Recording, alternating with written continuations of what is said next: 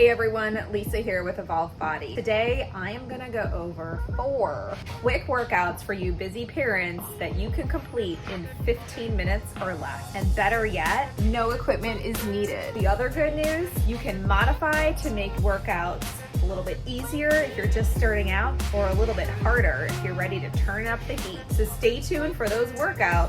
All right, so our first workout is gonna be a 10-minute HIIT workout. And for this one, you're gonna complete 30 seconds of each movement, followed by 15 seconds of rest. And then you go into another 30 seconds of the following movement, 15 seconds of rest, and so on. So our first movement, as you see here, is burpees, one of my least favorite movements, but they are rather effective. There are ways that you can make this more difficult, and that would be jumping up to a certain height target to touch with your hands, or you can modify it down. If you're a little bit newer, go down into a straight plank. Instead of going all the way down to the ground, you can do a step back with your legs, or you can just raise your arms instead of doing jumping, or any combination of those to make it effective for you, but doable. The next movement, after you do 30 seconds of the burpees, would be squat jumps. As you can see here, you're going down into a full squat where you get to parallel, and then you are extending into a jump. Now, I do understand there are some of you out there where jumping may not be the best idea for you. Maybe you've got bad knees or something like that. Instead of doing the jump, you could just do body weight squats where you squat down to parallel and come back up. If those are difficult, you can always put a chair behind you or a box of some sort and just squat down enough till your bottom reaches the top of that box, and then stand back up. And you can lower it each time until you are able to do it without it. Once you finish squat jumps, the next one here is box jumps. You can do this on a bench, just make sure that it's a stable surface. You can do this obviously up to a box. You can use a stair at your house. You just want to make sure it's a very stable surface so you're not falling off on top.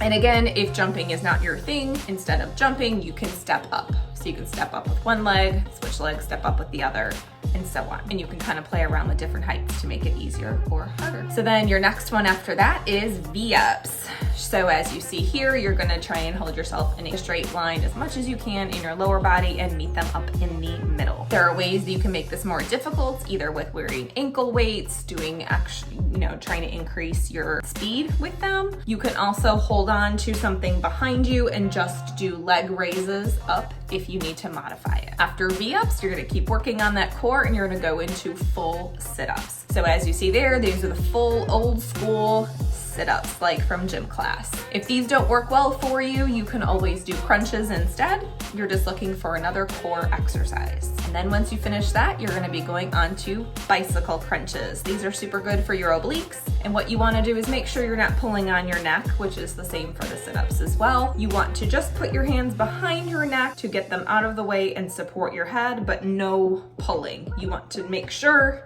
that your elbows are reaching out to your knees and you're not dragging your head up with you. Better to have good form and get good reps in than to do as many bad reps as you can. Once you finish up those crunches and get your rest, you're then gonna move on to plank to push-ups. So this is basically switching from an elbow plank up to a high plank, and you're kind of going up and down, one arm at a time. If that's too difficult, you can always either hold an elbow plank or hold a high plank until you can work up to it. Once you finish those, they're gonna go on to cross-body mountain climbers.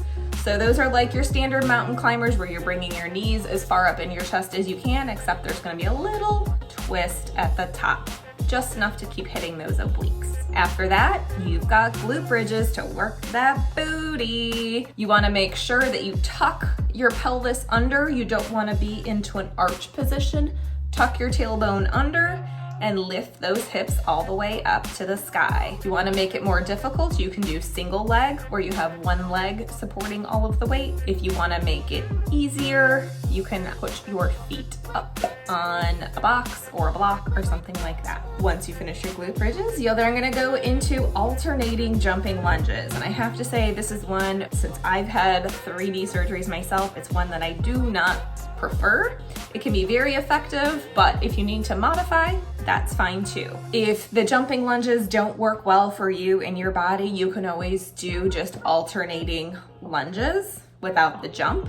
That is just as effective. If forward lunges don't feel great on your joints, you can always do reverse lunges where you step back into a lunge instead of stepping forward into a lunge. So there's lots of options with those. Once you finish that set, you're then gonna move into jumping jacks, just like old school gym class once again. And again, if jumping is not your thing, you can just do your arms and keep your lower body on the ground. If you're looking to make it more difficult, you can actually crisscross your feet at the bottom. That makes it a little bit more difficult as well. Once you finish those jumping jacks, you're gonna move on to wall sits. These are actually one of my favorites. So you find a place against a secure wall and you get yourself down into a sit. You wanna try to get it so that your knees are at a 90-degree angle. If that's not possible, go as low as you can while you're still able to hold it. One thing you wanna make sure of is to try to not lean your hands on your knees, as that takes a lot of the work out of it for your legs.